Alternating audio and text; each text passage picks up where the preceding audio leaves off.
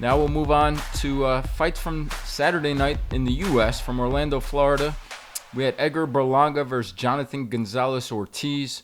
This was Berlanga's first fight back since fighting and falling short. His first loss versus Canelo. Berlanga misses weight, comes in at 169.5. Didn't make a difference, right? He fought an opponent. This guy looked like an opponent through and through. Guy who had a 10-year gap in between fights, and a guy who only took less than 3 minutes in there before Berlanga disposed of him with a huge left hook, then dropped him a few more times. Hard to gauge off of that, but Berlanga back in the mix at 168. What'd you think of this fight? What'd you think of Berlanga? This is what you can gauge. There are things you can gauge. You can always gauge something if you know what the hell you're looking at in the sweet science or in anything. You used to look at film. I remember, and I watched the film with you in football, and I say, "What the heck is that? Nothing." And you say, "No, there's something here." And I'm like, "What? The guy's not fast. The guy, he's not the strongest guy in the world. What is it?"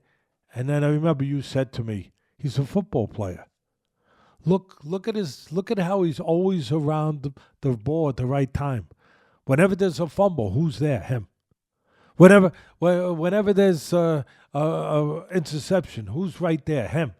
His instincts, his football instincts, make up for what he might not show on film athletically. And same thing with this sport. If you know what to look at, you're going to pick up certain things. First of all, the obvious. Berlanga's big. I don't know how he's going to keep making one. He's not making it. He was 2 pounds over, whatever he was. I don't know what it was. But, right? Yeah, 169.5. All right, so 1.5 pounds.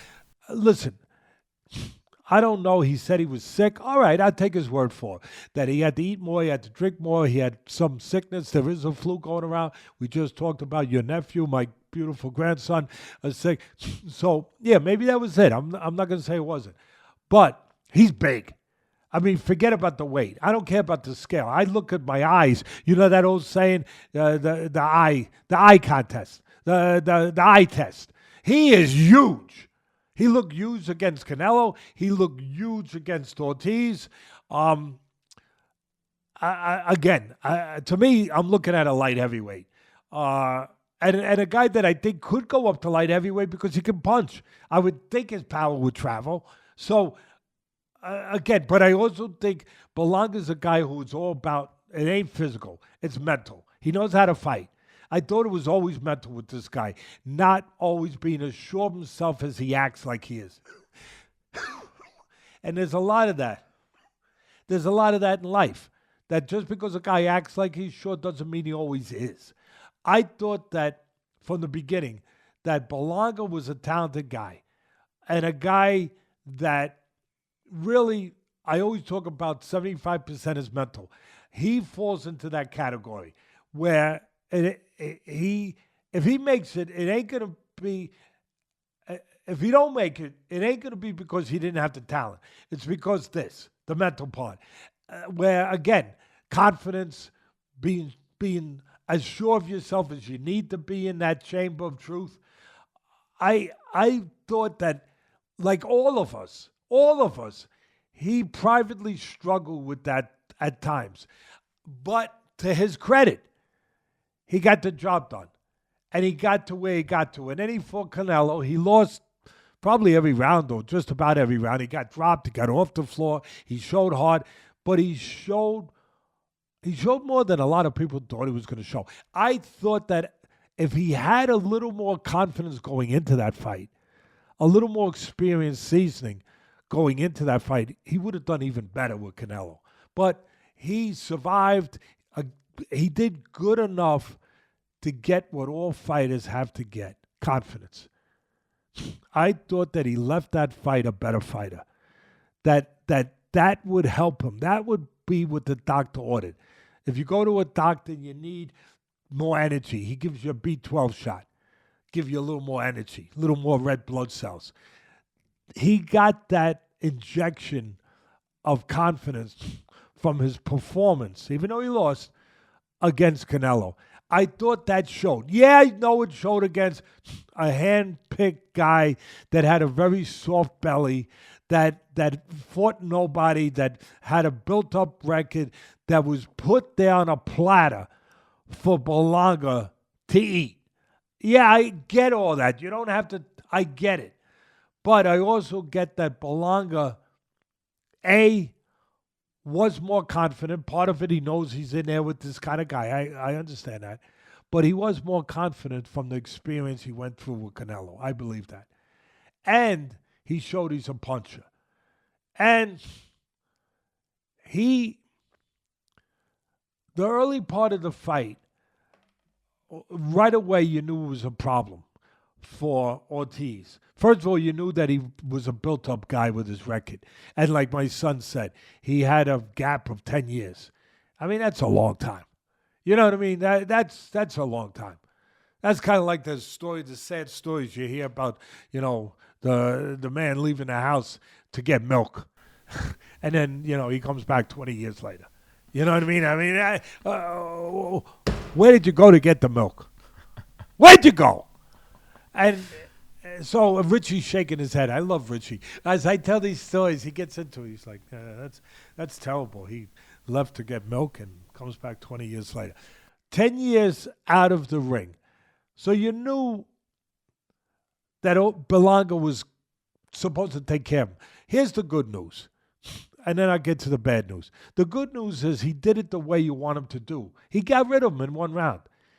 That he did it, and he did it sensationally, and he got rid of the guy. I mean, Mike Tyson on the way up used to fight guys that you're supposed to get rid of. The good news was he got rid of them, and he got rid of them the right way, the way good fighters get rid of guys, in a sensational way. Now, the bad news from the first bell was this. Ortiz was right there, and he was getting hit. It was good bad news. What do I mean by that? He was getting hit single shots. Just single shots. But he was taking them. He was showing heart. He was showing a good chin, Ortiz. He was taking those shots, not purely clean, but good enough where you said, wow, this guy, there's a little something to him. He's taking some shots. They were single shots that he could see. The bad news, the good news was he was taking them. The bad news was he was getting hit with them. He was right there in front where all you did was this. Bop, bop. You had a heavy bag where you could hit him and place shots on him. That was the bad news. And then what happens? Berlanga does a Mickey Ward on him. He hits him the left hook to the body. Nice short little hook. Bop. Little delay. It was pretty good. Little delay. Bop. The hand drops a little bit. The right hand that protects the chin dropped. Bop. Short little hook. Man, it was a nice hook. It was nice. It was beautiful. It was short. 4 or 5 inches. Short little hook. And you know why it knocked him out? He never saw it. The other punches he saw. Why didn't he see it? I'm going to tell you why he didn't see it. It was short, but he was throwing his own hook. Ortiz was starting his own left hook. And as he was throwing his own left hook, Bud, his eyes were concentrated on that. Like he was seeing where his left hook was going. He never saw where Berlanga's left hook was going. And it caught him. And he didn't see it. And he got knocked out. That's it. That is the anatomy of a knockout. Right there. There it is. That's the anatomy of why that knockout took place. Body, dropped the hands a little bit, short hook. The other guy's throwing a hook. He hooked with him. His got there first. The other guy never saw it because he saw where he was trying to land the hook. That's where his eyes were. He didn't see nothing else. He got taken out. Now, I'll finish it with this. Let's see Berlanga. He'd been off, right? He'd been off for a little while, so he comes back. I know you could, if you want to knock him, you could say he should have came back with something a little better. All right, forget that right now. He came back. He got rid of this guy. Now he's got to fight something better.